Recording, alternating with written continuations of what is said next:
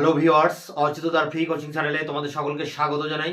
আজকের এই ভিডিওতে তোমরা যারা ক্যালকাটা ইউনিভার্সিটিতে বিএ হিস্ট্রি জেনারেল বা পাশে পড়ছো ফিফথ সেমিস্টারে, তোমাদের যে DSEA2 পেপারটি রয়েছে আধুনিক ইউরোপের ইতিহাস, এই পেপারটির একটি ইম্পর্টেন্ট প্রশ্ন 1917 সালে রুশ বিপ্লব বা বলশেভিক বিপ্লব সম্পর্কে একটি প্রবন্ধ লেখো, বা এই বিপ্লব সম্পর্কে কি জানো, এমন একটি প্রশ্নের উত্তর নিয়ে আলোচনা করব আজকের এই ভিডিওতে, এবং আলোচনার শেষে উত্তরপত্রটি তোমাদের সামনে তুলে ধরবো। তার আগে বোর্ডে কি লেখা রয়েছে একবার দেখে নিই। BA history general fifth semester DSEA2, এখানে প্রশ্ন হচ্ছে 1917 সালের রুশ বিপ্লব ও বলশেভিক বিপ্লব। এটা 20 নম্বরের ইম্পর্টেন্ট প্রশ্ন 2024-25 সাজেশন অনুযায়ী। তো দেখো, 1917 সালে রুশ বিপ্লব অর্থাৎ রাশিয়ায় বিপ্লবটা হয়, তাই নাম হয়েছে রুশ বিপ্লব। কিন্তু এই রুশ বিপ্লবের অনেকগুলি পর্ব ছিল। অ্যাকচুয়ালি রাশিয়ায় প্রথম বিপ্লব দেখা দেয় 1905 সালে। 1905 সালে প্রথম রুশ বিপ্লব ঘটে। কিন্তু রাশিয়ার যে রাজা, যাকে আমরা জার বলি, সেই জারকে কিন্তু এই রুশ বিপ্লব 1905-এর রুশ বিপ্লবের দ্বারা তাকে হটানো যায়নি সিংহাসন থেকে। সেই জারতন্ত্রই বজায় ছিল এবং তার স্বৈরতন্ত্র বজায় ছিল। কিন্তু 1905-এর পর 12 বছরের মাথায় গিয়ে 1917 সালে আবার একটি বিপ্লব সংগঠিত হয় মার্চ মাসে, 1917-র মার্চ মাসে, এবং এই বিপ্লবটা হয় বলশেভিকদের নেতৃত্বে। তাই এই বিপ্লবের নাম বলশেভিক বিপ্লব। তা রুশ বিপ্লব বললে 1905-এরও রুশ বিপ্লব হয়, আবার 1917 সালেরও রুশ বিপ্লব হয়, এবং 1917 সালে যে রুশ বিপ্লবটি হয়েছিল সেটি ছিল বলশেভিক বিপ্লব। পরবর্তীকালে এই বলশেভিক বিপ্লবেরও পরবর্তীকালে আবারও একটি লেনিনের নেতৃত্বে বিপ্লব সংগঠিত হয় নভেম্বর মাসে গিয়ে, যার নাম নভেম্বর বিপ্লব। এই তিনবার অর্থাৎ তিনটি বিপ্লব দেখা দিয়েছিল রাশিয়ায়, এটা কিন্তু মাথায় রাখতে হবে। 1905-এর একটা বিপ্লব রয়েছে, 1917-র বলশেভিক বিপ্লব আছে, একেও রুশ বিপ্লব বলা যায়। আবার নভেম্বর মাসে গিয়ে লেনিনের নেতৃত্বে শুরু হয় নভেম্বর বিপ্লব, এবং এই নভেম্বর বিপ্লবের ভিতর দিয়ে রাশিয়ায় সমাজতন্ত্র প্রতিষ্ঠিত হয়। সর্বহারা শ্রেণীর অর্থাৎ কৃষক শ্রমিকদের যে সরকার, সেই সরকার প্রতিষ্ঠিত হয় রাশিয়ায়। এখন আমাদের আলোচনার বিষয়টা কিন্তু 1917 সালের রুশ বিপ্লব বা বলশেভিক বিপ্লব। তো কেন হচ্ছে এই বিপ্লবটা, সেটা নিয়েই কিন্তু মূলত প্রশ্নের কারণগুলো কি, এই রুশ বিপ্লবের পিছনে প্রধান কারণগুলো কি ছিল। দেখো, রুশ বিপ্লবের অনেক কারণ রয়েছে, ঐতিহাসিকরা বিভিন্ন কারণ নিয়ে আলোচনা করেছেন। তার মধ্যে আমরা প্রথমে যে কারণটা দেখব সেটি কিন্তু রাজনৈতিক কারণ। তা রাশিয়ায় ছিল রোমানভ রাজবংশের রাজত্ব, এবং এখানকার যারা শাসক বা রাজা তাদেরকে জার বলা হতো। এই জারেরা খুব স্বৈরাচারী ছিলেন, এবং তারা অত্যাচারের ভিতর দিয়ে তাদের সেই জার তন্ত্র তারা রাশিয়ায় তারা প্রচলন করেছিলেন, এবং চূড়ান্ত স্বৈরাচারিতার ভিতর দিয়ে তারা দেশ শাসন করতেন। সাধারণ জনগণের সাথে তাদের কোনো যোগাযোগ ছিল না। সাধারণ মানুষের স্বাধীনতা, ব্যক্তি স্বাধীনতা, সংবাদপত্রের স্বাধীনতা, এসব কিছুই ছিল না। সমগ্র রাশিয়ার বেশিরভাগ মানুষ ছিল অশিক্ষিত, দরিদ্র এবং কুসংস্কারে আচ্ছন্ন, এবং তারা ভোদকা নামক এক দিশি মদ সেবন করতেন, এবং এর ভিতর দিয়ে যে সামাজিক অধঃপতন তা চূড়ান্ত রূপ ধারণ করেছিল। সামাজিক ক্ষেত্রে একটা বিশৃঙ্খলা তৈরি হয়েছিল, এবং দেশের বেশিরভাগ মানুষ ছিল হতদরিদ্র। মুষ্টিমেয় কিছু অভিজাত তাদের সাহায্য নিয়ে রাশিয়ার জার তিনি দেশে এক স্বৈর শাসন কায়েম করেছিলেন।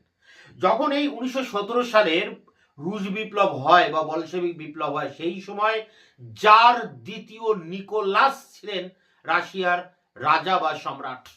তা তিনি, তার পত্নী ছিল আলেকজান্দ্রিয়া। এই আলেকজান্দ্রিয়া, জারিনা আলেকজান্দ্রিয়া, তার দ্বারা বশবর্তী হয়েছিলেন। আবার তার রানী এই জারিনা আলেকজান্দ্রিয়া জর্জিয়া থেকে আগত এক ভণ্ড সন্ন্যাসী, সেই ভণ্ড সন্ন্যাসীর অধীনে ছিলেন, এবং তার দ্বারা তিনি নিয়ন্ত্রিত হয়েছিলেন। রসপুটিন, সেই সন্ন্যাসীর নাম হচ্ছে রসপুটিন। ফলে সম্রাটের কোনো ভালো কাজ সম্রাট কিন্তু করতে পারতেন না, এবং সেই সমস্ত কাজে হস্তক্ষেপ করতেন তার পত্নী রানী জারিনা আলেকজান্দ্রিয়া। এছাড়া সেই ভণ্ড সাধু রাসপুটিন, তিনিও প্রশাসনের সমস্ত ব্যাপারে তদারকি করতেন, অহেতুক হস্তক্ষেপ করতেন। ফলে রাজতন্ত্র একটা জড় বস্তুতে পরিণত হয়, জড় ভরতে পরিণত হয়, নির্জীব হয়ে যায়। 1904 থেকে 5 সাল এই সময় চীনকে কেন্দ্র করে জাপানের সাথে রাশিয়ার যুদ্ধ বাঁধে, এবং ছোট্ট একটি দেশ জাপানের কাছে রাশিয়া কিন্তু পরাজিত হয়, এবং এই পরাজয়ের ভিতর দিয়ে জার তন্ত্রের যে অপদার্থতা সেটা সবার সামনে প্রকাশ হয়ে পড়ে। এছাড়া ক্রিমিয়ার যুদ্ধ ছিল, সেই যুদ্ধেও রাশিয়া পরাজিত হয়, এবং প্রথম বিশ্বযুদ্ধ শুরু হয় 1914 সালে, এবং ত্রিপল আতাতের এক সদস্য ছিল রাশিয়া। ফলে বাধ্য হয়ে রাশিয়া এই প্রথম বিশ্বযুদ্ধে যোগদান করে। কিন্তু রাশিয়ার সেই সময় যুদ্ধে যোগদানের মতো পরিস্থিতি ছিল না, তার অর্থনৈতিক সামরিক শক্তি একেবারেই ছিল না, কিন্তু বাধ্য হয়ে সে কিন্তু এই যুদ্ধে যোগদান করে, এবং যুদ্ধে যোগদানের ফলে প্রায় 60 লক্ষ রুশ সেনা মারা যায়। কারণ কৃষকরা দলে দলে তাদেরকে বাধ্যতামূলক সৈনিক হিসেবে যোগদান করতে হয়, কৃষিকাজ অবহেলিত হয়, জিনিসপত্রের দাম বেড়ে যায় কারণ উৎপাদনটা কমে গিয়েছিল। যুদ্ধের ফলে দেশের মধ্যে প্রতিটা জিনিসের মূল্য অগ্নিগর্ভ হয়ে ওঠে, দেশের ভিতরে একটা চূড়ান্ত বিশৃঙ্খলার সৃষ্টি হয়। সেনাবাহিনী যুদ্ধ চাইছিল না, দেশের মানুষ যুদ্ধ চাইছিল না, তারা চাইছিল শান্তি, তারা চাইছিল, কৃষকরা চাইছিল জমি, সৈনিকরা চাইছিল শান্তি, এবং সাধারণ মানুষ চাইছিল রুটি। কিন্তু যার দ্বিতীয় নিকোলাস এই সমস্ত দাবি অগ্রাহ্য করে তিনি একতরফা ভাবে প্রথম বিশ্বযুদ্ধে যোগদান করেন, এবং চূড়ান্তভাবে প্রথম বিশ্বযুদ্ধে রাশিয়া কিন্তু পরাজিত হয়। তো এই সমস্ত ব্যাপার সাধারণ মানুষের উপরে বিরূপ প্রতিক্রিয়া তৈরি করে, তারা বিপ্লবের পথে পা বাড়ায়। ঠিক এই সময় রাশিয়াতে একাধিক ঔপন্যাসিক কবি তাদের আবির্ভাব ঘটে, এবং তারা তাদের লেখনীর ভিতর দিয়ে এই জার তন্ত্রের যে প্রকৃত রূপ, সে রূপটা জনগণের সামনে মেলে ধরেন। যেমন Turgenev, ডস্টয়ভস্কি, Gogol, Pushkin, Trotsky, Tolstoy, এরকম রাশিয়ান কবি এবং ঔপন্যাসিক তারা তাদের রচনার ভিতর দিয়ে সাধারণ মানুষকে উজ্জীবিত করতে থাকে। এবার আসি অর্থনৈতিক ক্ষেত্রে। অর্থনৈতিক ক্ষেত্রে রাশিয়া এই সময় সংকটের মধ্যে পড়েছিল, একেবারে একটা কদাকার বিশৃঙ্খল অর্থনীতি ছিল রাশিয়ায়। রাশিয়ার জমি জমা ছিল অনুর্বর, ভালো রাজস্ব আদায় হতো না, এছাড়া নানা রকম যুদ্ধে জড়িয়ে পড়ার ফলে রাশিয়ার অর্থনীতি কিন্তু রাজকোষ সেটা নিঃশেষ হয়ে গিয়েছিল। এছাড়া রাশিয়ায় যে পেট্রোগ্রাড ব্যাংক অফ ইন্টারন্যাশনাল রয়েছে, যার অধীনে ছিল দেশের সামরিক যুদ্ধজাহাজ তৈরি করা বা অন্যান্য অর্থনৈতিক সেক্টরগুলো তার হাতে ছিল, এরা একচেটিয়াভাবে প্রচুর মুনাফা অর্জন করে। এছাড়া রাশিয়াতে শিল্প বিপ্লব হয়, এবং এই সময় অনেক কলকারখানা তৈরি হয়। এই সমস্ত কলকারখানাতে যারা মালিক ছিল কিন্তু বিদেশি, অর্থাৎ রাশিয়ায় যে পুঁজি, অর্থনৈতিক যে দিকটা সেটা কিন্তু ছিল বিদেশি পুঁজিপতিদের অধীনে। জাতীয় অর্থনীতি কিন্তু এই সময় গড়ে ওঠেনি, আর গ্রামের অর্থনীতি ভেঙে পড়েছিল। গ্রামের অর্থনীতি বলতে গেলে একটু আগে চলে যেতে হবে, 1861 সালে যার প্রথম আলেকজান্ডার ভূমিদাসদের মুক্তি দিয়েছিলেন, দিয়ে তাদেরকে জমি দেওয়া হয়েছিল। জমিটা দেওয়া হয়েছিল অর্থের বিনিময়ে, কারণ ওই মুক্তিপ্রাপ্ত ভূমিদাস তিনি 48 বছর ধরে অল্প অল্প করে কিস্তি দিয়ে দিয়ে সরকারের কাছ থেকে জমিটা ক্রয় করে নেবেন, এইভাবে একটা বন্দোবস্ত করা হয়। কিন্তু এই ভূমিদাসদের মুক্তি দেওয়ার ফলে এই ভূমিদাসরা মুক্তি পায় ঠিকই, কিন্তু তাদের উপরে গ্রাম সমিতি, যাকে মির বলা হতো, পঞ্চায়েত, সেই পঞ্চায়েতের কর্তৃত্ব এই কৃষকদের উপরে চাপিয়ে দেওয়া হয়েছিল, এবং এই জমিগুলো ছিল এই মিরের অধীনে। ফলে কৃষকরা কিন্তু হাতে জমি পায়নি। যা জমি তারা পেয়েছিল সেই সমস্ত জমি তারা বিক্রি করে দিতে থাকে। গ্রামের এক সম্পন্ন ব্যক্তি যারা কুলিক শ্রেণী বলে পরিচিত হয়েছিল, এই কুলিকরা সমস্ত জমি জমাগুলো কিনে নিতে থাকে এবং এই মুক্তিপ্রাপ্ত কৃষকেরা আবার নতুন করে ভূমি দাসে পরিণত হয়।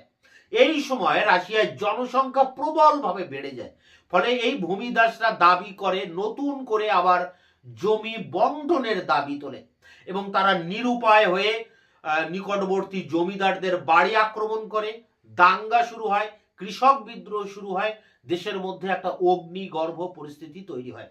তাহলে গ্রামীণ অর্থনীতি ছিল মীরদের অধিকারে বা কুলিক শ্রেণীর অধিকারে, আর দেশের অর্থনীতি ছিল বিদেশি পুঁজিপতিদের অধিকারে।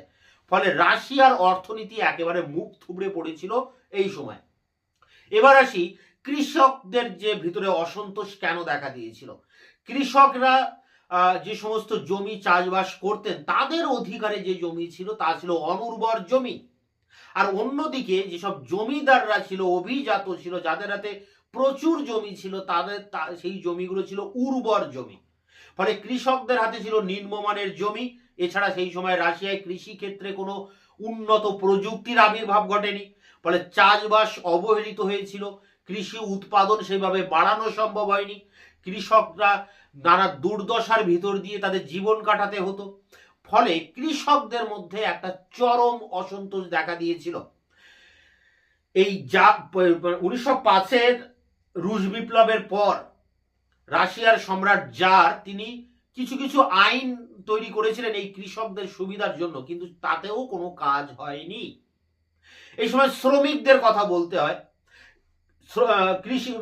কৃষির পাশাপাশি জার্মানি রাশিয়াতে এই সময় শিল্প বিপ্লব ঘটে এবং শিল্প বিপ্লবের ফলে রাশিয়ায় অনেক কলকারখানা তৈরি হয় এবং এই যে মুক্তিপ্রাপ্ত ভূমিদাস, 1861 সালে যার আলেকজান্ডার মুক্তি দিয়েছিলেন ভূমিদাসদের, এই সমস্ত মুক্তিপ্রাপ্ত ভূমিদাসরা দলে দলে এসে এই সমস্ত কলকারখানায় যোগদান করে।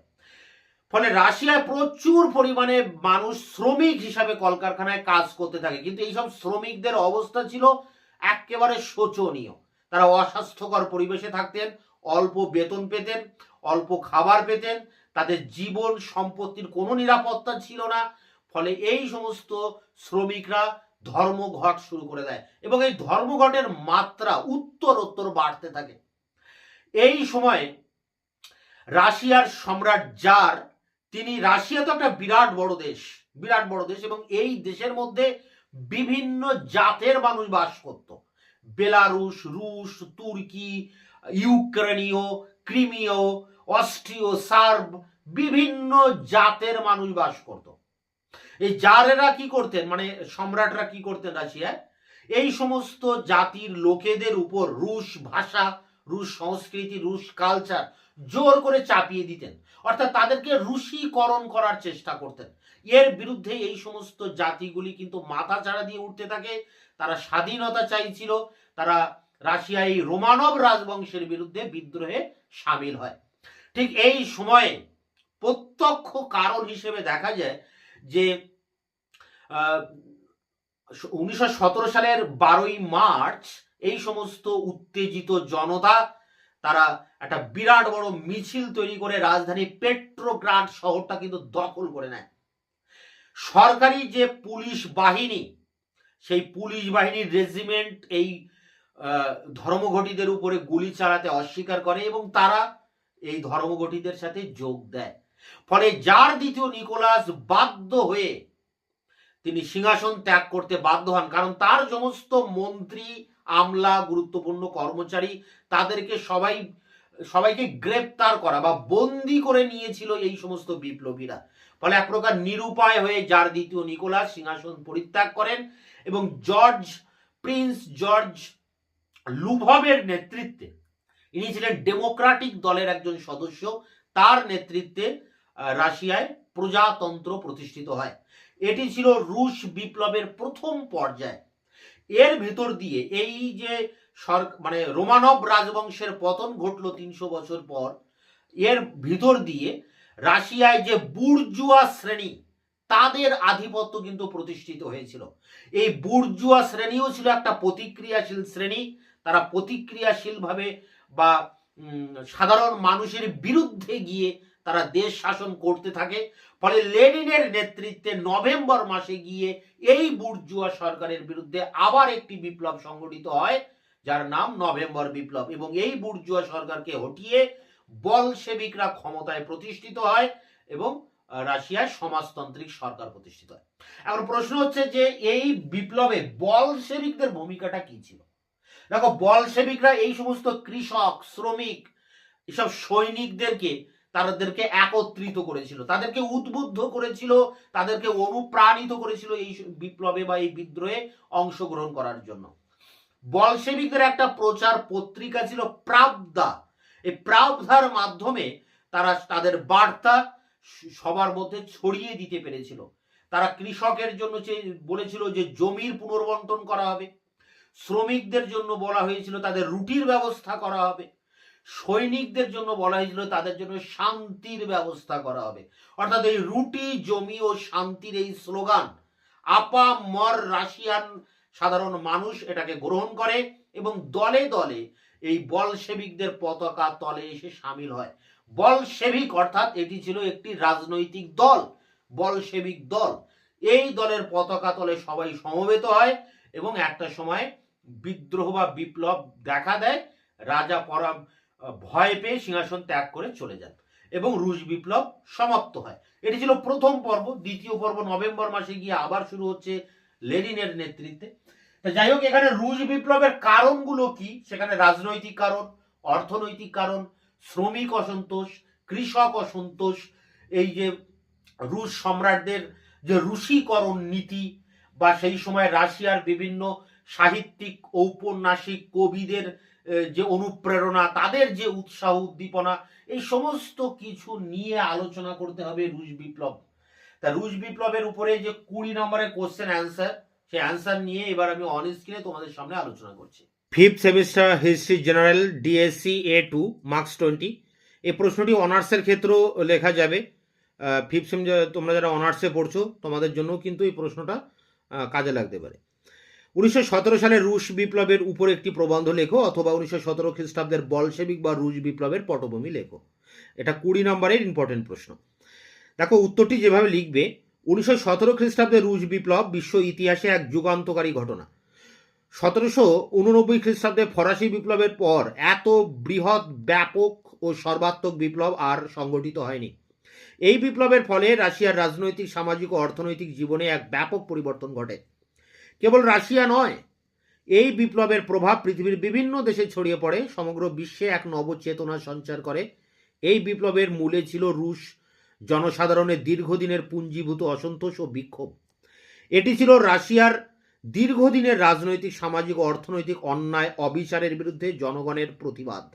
ঐতিহাসিক লিপসন বলেন যে 1917 খ্রিস্টাব্দে রুশ বিপ্লবের কারণ রুশ ইতিহাসের মধ্যেই নিহিত ছিল।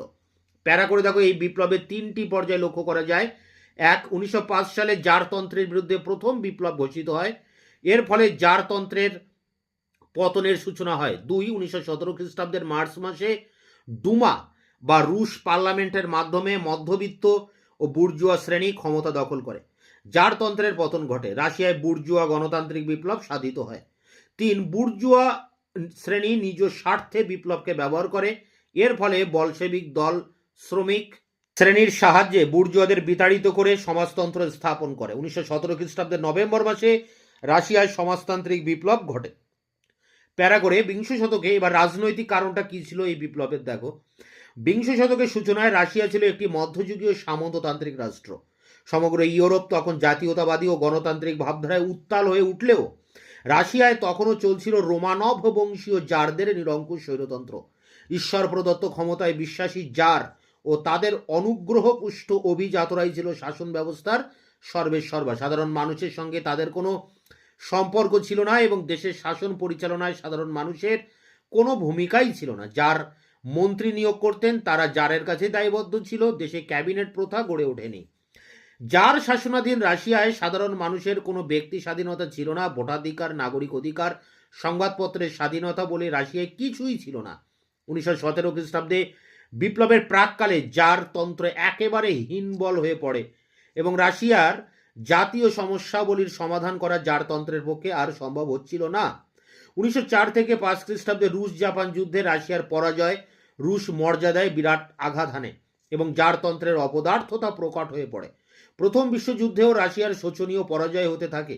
1917 সালের বিপ্লবের প্রাককালে দুর্বল চিত্র জার দ্বিতীয় নিকোলাস সিংহাসনে আসীন ছিলেন। তিনি সম্পূর্ণভাবে তার রানী জারিনা আলেকজান্দ্রিয়ার প্রভাবাধীন ছিলেন এবং রানী আলেকজান্দ্রিয়া আবার জর্জিয়া থেকে আগত গ্রেগরি রাসপুটিন নামে জনৈক ভণ্ড সন্ন্যাসীর প্রভাবাধীন ছিলেন। শাসনকার্য পরিচালনা, মন্ত্রী, আমলা, সেনাপতি নিয়োগ, এমনকি যুদ্ধ পরিচালনার ক্ষেত্রেও রাসপুটিন ও রানী আলেকজান্দ্রিয়ার প্রভাব ছিল অপরিসীম। 1854 থেকে 56 খ্রিস্টাব্দে ক্রিমিয়ার যুদ্ধে পরাজয়ের পর জার দ্বিতীয় আলেকজান্ডার রাশিয়ায় বেশ কিছু প্রগতিশীল সংস্কার প্রবর্তনের উদ্যোগ গ্রহণ করেন, কিন্তু নানা কারণে এই প্রচেষ্টা ব্যর্থ হয় এবং রাশিয়ায় স্বৈরশাসনই পুনঃপ্রবর্তিত হয়। প্যারা করে ইতিমধ্যেই ইউরোপের গণতান্ত্রিক ভাবধারায় অনুপ্রাণিত হয়ে বুদ্ধিজীবীরা রাজনৈতিক অধিকার লাভের জন্য আন্দোলন শুরু করেন।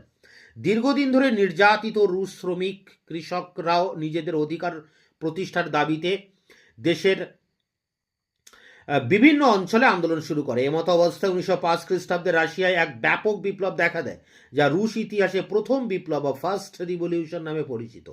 ট্রোটস্কির মতে 1905-এর বিপ্লব ছিল 1917-র বিপ্লবের ড্রেস রিহার্সাল বা মহড়া। বিপ্লব ব্যর্থ হলেও এর প্রভাব ছিল সুদূর প্রসারী।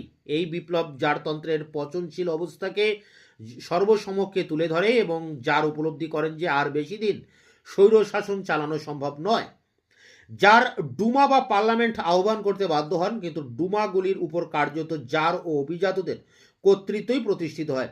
ঐতিহাসিক রথ স্টাইন বলেন যে ডুমাগুলি কার্যত জার ও জমিদারদের বৈঠকখানায় পরিণত হয়েছিল এবং এর ফলে নিরঙ্কুশ জারতন্ত্রই চলতে থাকে। 1905 খ্রিস্টাব্দে বিদ্রোহের ব্যর্থতার পর জারের প্রধানমন্ত্রী পিটার স্টোলিপিন এর নেতৃত্বে রাশিয়ায় এক সন্ত্রাসের শাসন কায়েম করেন।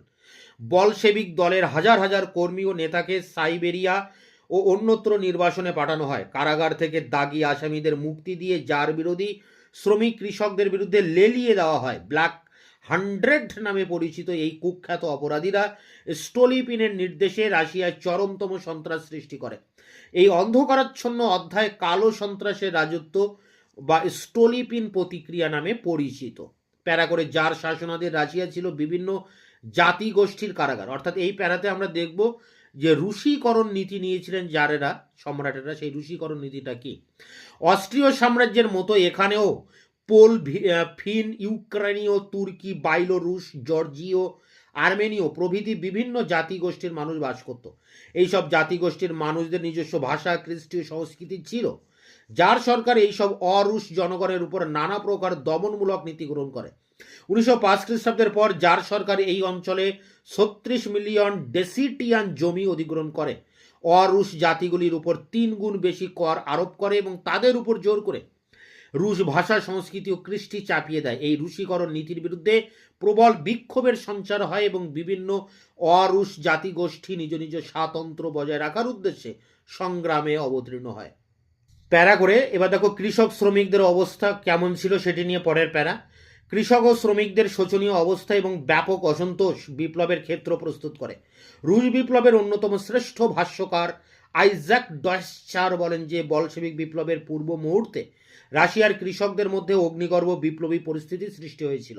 জার দ্বিতীয় আলেকজান্ডার 1861 খ্রিস্টাব্দে ভূমিদাস প্রথার অবসান ঘটালেও তার দ্বারা কৃষকদের অবস্থার বিশেষ তারতম্য হয়নি। জমিদারের পরিবর্তে তাদের উপর মীর এর কর্তৃত্ব প্রতিষ্ঠিত হয়। জমির উপর মুক্ত ভূমিদারদের কোনো মালিকানা প্রতিষ্ঠিত হয়নি, কিন্তু প্রাপ্ত জমির জন্য ক্ষতিপূরণ, সুদ এবং সরকার ও সামন্ত প্রভুদের কর মেটাতে তাদের অবস্থা শোচনীয় হয়ে পড়ে। 1905-এর বিপ্লবের পর প্রধানমন্ত্রী স্টোলিপিন কৃষকদের অবস্থার উন্নতি কল্পে কয়েকটি আইন পাশ করলেও কৃষকদের অবস্থার কোনো উন্নতি হয়নি। দরিদ্র কৃষকরা জমি বিক্রি করে দিতে বাধ্য হয়। এক শ্রেণীর সচ্ছল কৃষক এইসব জমি কিনে নিতে থাকে। এইভাবে রাশিয়াতে এক নতুন ধরনের জোতদার বা কুলাক শ্রেণী গড়ে ওঠে। ভূমিহীন দরিদ্র কৃষকরা অনেকে কুলাকদের অধীনে ভূমিহীন মজুরে পরিণত হয়। ইতিমধ্যে রাশিয়ায় জনসংখ্যা প্রবলভাবে বৃদ্ধি পায়। জনসংখ্যা বৃদ্ধি পাওয়ায় কৃষকরা নতুন করে ভূমি বন্টনের দাবি জানাতে থাকে। সব মিলিয়ে রাশিয়ার গ্রাম্য জীবনে এক তীব্র অশান্তির সূচনা হয়। কৃষকরা জমিদারদের ক্ষেত খামার লুট করে জমিদার ও তার কর্মচারীদের হত্যা করতে থাকে। নানা স্থানে কৃষক বিদ্রোহ শুরু হয়। ঐতিহাসিক লিপসন বলেন যে কৃষি সন্ত্রাস সমগ্র রাশিয়ায় এক অস্বস্তিকর পরিবেশের সৃষ্টি করে। এই প্যারাতে ছিল কৃষক অসন্তোষের ব্যাপারটি নিয়ে আলোচনা করা হলো। প্যারা করে এই প্যারাতে শ্রমিকদের অবস্থা কেমন ছিল দেখো।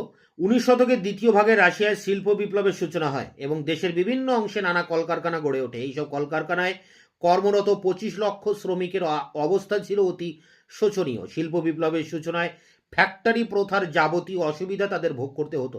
স্বল্প বেতনে অস্বাস্থ্যকর পরিবেশে নানা অসুবিধার মধ্যে তাদের কাজকর্ম করতে হতো। তাদের জীবন ও জীবিকার কোনো নিরাপত্তা ছিল না। শ্রমিক সংগঠন গড়ে তোলা বা আন্দোলন করার কোনো অধিকার তাদের ছিল না। এই অবস্থায় বলশেবিক দল তাদের মধ্যে প্রচার চালিয়ে শ্রমিকদের সংগঠিত করতে থাকে। তারা ক্রমশ উপলব্ধি করতে সক্ষম হয় যে জারতন্ত্রের উচ্ছেদ ব্যতীত তাদের অবস্থার উন্নতি সম্ভব নয়। 1905 সালের পর থেকে রাশিয়ায় বিভিন্ন অঞ্চলের শ্রমিক ধর্মঘট উত্তরোত্তর বৃদ্ধি পেতে থাকে। লাও নেল কোচানের লেখা থেকে জানা যায় যে 1910-এ রাশিয়ায় মোট 222টি শিল্পে ধর্মঘট হয়। এই পরিসংখ্যান থেকেই মানুষের ক্ষোভের পরিচয় পাওয়া যায়। প্যারা করে দেখো, বিপ্লবের প্রাককালে রুশ অর্থনীতি, অর্থাৎ এই প্যারাতে রাশিয়ার অর্থনীতি কেমন ছিল তার উপরে এই প্যারা। বিপ্লবের প্রাককালে রুশ অর্থনীতি ক্ষয়িষ্ণু, অন্তঃসারশূন্য ও ফাঁপা হয়ে পড়েছিল। দেশের অভ্যন্তরে বহু একচেটিয়া মালিকানাধীন শিল্প গড়ে উঠেছিল। পিটার্সবার্গ ইন্টারন্যাশনাল ব্যাংক কর্তৃক প্রতিষ্ঠিত কলকারখানাগুলি একচেটিয়াভাবে যুদ্ধজাহাজ তৈরি করে প্রচুর মুনাফা লুটত। রুশ শিল্পে ছিল বিদেশি পুঁজির আধিপত্য। অপরদিকে গ্রামীণ অর্থনীতি ছিল কুলাক শ্রেণীভুক্ত মুষ্টিমেয় সমৃদ্ধশালী মানুষের হাতে। এর ফলে রুশ অর্থনীতি একেবারে দুর্বল ও অন্তঃসার শূন্য হয়ে পড়ে এবং দেশের অভ্যন্তরে এক বৈপ্লবিক পরিস্থিতির সৃষ্টি হয়। রাশিয়ার সামাজিক অবস্থা ছিল অতি শোচনীয়। এ সময় রুশ সমাজ 3টি শ্রেণীতে বিভক্ত ছিল। এক, সমাজে মুষ্টিমেয় অভিজাত সম্প্রদায় বিলাস ব্যাসনে দিন কাটাত। 2, অপরদিকে ছিল বিশাল সংখ্যক কৃষক ও শ্রমিক। 3, এই দুই সম্প্রদায়ের মাঝে ছিল প্রায় নগণ্য মধ্যবিত্ত শ্রেণী, যার অস্তিত্ব তখন এক প্রকার ছিল না বললেই চলে। সমকালীন ইউরোপের যেসব দেশে অশিক্ষিতের হার ছিল সর্বাধিক, তাদের মধ্যে রাশিয়া ছিল অন্যতম। যার সরকার জনসাধারণের মধ্যে শিক্ষা বিস্তারের কোনো উদ্যোগ গ্রহণ করেনি। এর ফলে শ্রমিক, কৃষক প্রভৃতি সাধারণ মানুষ ভদকা নামক মদ্যপান ও নানা রকম কু অভ্যাসের রত ছিল। তাদের মধ্যে কোনো রকম সামাজিক বা রাজনৈতিক চেতনা ছিল না। এই অবস্থায় বলশেবিক দল তাদের মধ্যে রাজনৈতিক সচেতনতা আনয়নে সক্রিয় ভূমিকা গ্রহণ করে। প্যারা করে দেখো, এই সময় বিভিন্ন রুশ সাহিত্যিক কবিদের আবির্ভাব ঘটছে। রুশ বিপ্লবের মূলে রুশ সাহিত্যিক ও দার্শনিকদের অবদান নেহাত কম ছিল না। ফরাসি বিপ্লবে দার্শনিকদের যেমন গুরুত্বপূর্ণ ভূমিকা ছিল, তেমনি রুশ বিপ্লবেও দার্শনিক ও সাহিত্যিকদের অবদান ছিল প্রচুর। Gorky, Dostoevsky, Turgenev, Tolstoy, Pushkin, Gogol প্রমুখ সাহিত্যিক দেশবাসীর সামনে স্বৈরাচারী জারতন্ত্রের স্বরূপ তুলে ধরেন। এর ফলে জারতন্ত্র সম্পর্কে জনমনে প্রবল ঘৃণার সঞ্চার হয়। নৈরাজ্যবাদী চিন্তানায়ক বুকানিন এবং আধুনিক সমাজতন্ত্রের প্রবক্তা কার্ল মার্কসের রচনা জনসাধারণের মনে এক নতুন চেতনার সঞ্চার করে। প্যারা করে দেখো, রাশিয়ার সামগ্রিক পরিস্থিতি ছিল বিপ্লবাত্মক। এই অবস্থায় ত্রিশক্তি আতাতের সদস্য হিসেবে রাশিয়া জার্মানির বিরুদ্ধে যুদ্ধে যোগদান করে। অর্থাৎ এই প্যারাতে প্রথম বিশ্বযুদ্ধের প্রভাবটা কি পড়েছিল সেটা নিয়ে এই প্যারা। যুদ্ধের জন্য সামরিক, অর্থনৈতিক ও শিল্পগত কোনো দিক থেকেই রাশিয়া প্রস্তুত ছিল না। জনমত ছিল ঘোরতর যুদ্ধবিরোধী এবং এর ব্যয়ভার বহন করার ক্ষমতাও রাশিয়ার ছিল না। প্রায় 10 মিলিয়ন সেনার খাবার, রসদ ও বেতন যোগাতে রাজকোষ শূন্য হয়ে যায়। কৃষকদের বাধ্যতামূলকভাবে সেনাবাহিনীতে নিয়োগ করা হলে কৃষি উৎপাদন হ্রাস পায়। রাশিয়ায় সর্বত্র খাদ্যের ঘাটতি দেখা দেয় এবং খাদ্যদ্রব্য ও অন্যান্য জিনিসপত্রের দাম প্রবলভাবে বৃদ্ধি পায়। সমগ্র রাশিয়ায় এক চরম অব্যবস্থা দেখা দেয়। ইতিমধ্যে বিভিন্ন রণাঙ্গনে রাশিয়ার পরাজয়, জার্মান কর্তৃক রাশিয়ার বিস্তীর্ণ অঞ্চল দখল এবং যুদ্ধে প্রায় 60 লক্ষ রুশ সেনার মৃত্যু রাশিয়াতে এক ভয়ঙ্কর পরিস্থিতির সৃষ্টি করে। এরপরে দেখো শেষ প্যারা, বিপ্লবটা এবার সংগঠিত হচ্ছে। প্রত্যক্ষ কারণটা কি? এই অবস্থায় সুযোগ নিয়ে বলশেবিক দল যুদ্ধবিরতি, যে কোনো মূল্যে জার্মানির সঙ্গে সন্ধি স্থাপন, শ্রমিকদের মজুরি বৃদ্ধি এবং কৃষকদের মধ্যে ভূমি বন্টন প্রভৃতি দাবি নিয়ে দেশের বিভিন্ন অংশে জনমত গঠন শুরু করে। 1912 খ্রিস্টাব্দে প্রকাশিত দলীয় পত্রিকা প্রাভদা, বাংলা অর্থ সত্য, এর মাধ্যমে তাদের প্রকাশ মতবাদ প্রকাশিত হতে থাকে। এইভাবে 1914 খ্রিস্টাব্দের মাঝামাঝি সময়ে রুশ শ্রমিকদের এক বিশাল অংশ বলশেবিকদের সঙ্গে যোগ দেয়। তাদের উদ্যোগে নানা স্থানে শ্রমিক ধর্মঘট চলতে থাকে।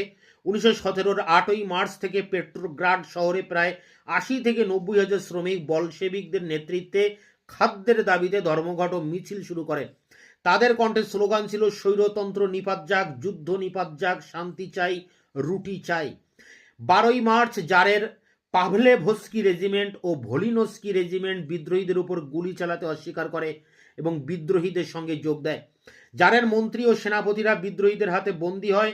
12ই মার্চ সন্ধ্যার মধ্যে রাজধানী পেট্রোগ্রাড বিপ্লবীদের দখলে চলে যায়। বিপ্লবী শ্রমিক ও সেনাবাহিনীকে নিয়ে গঠিত হয় পেট্রোগ্রাড সোভিয়েত বা পরিষদ। 13ই মার্চ জার দ্বিতীয় নিকোলাস পদত্যাগ করতে বাধ্য হন। ডুমার বুর্জুয়া নেতৃবৃন্দ 14ই মার্চ সোশ্যাল ডেমোক্রেটিক দলের প্রিন্স জর্জ লুভভের নেতৃত্বে রাশিয়ায় একটি অস্থায়ী প্রজাতান্ত্রিক সরকার গঠন করে। সমাপ্ত হয় বিপ্লবের প্রথম পর্যায়। এই ছিল 1917 সালের রুশ বিপ্লব বা বলশেবিক বিপ্লবের উপরে 20 নম্বরের কোশ্চেন অ্যান্সার। এটি সংগ্রহ করে পরীক্ষার প্রস্তুতি নাও।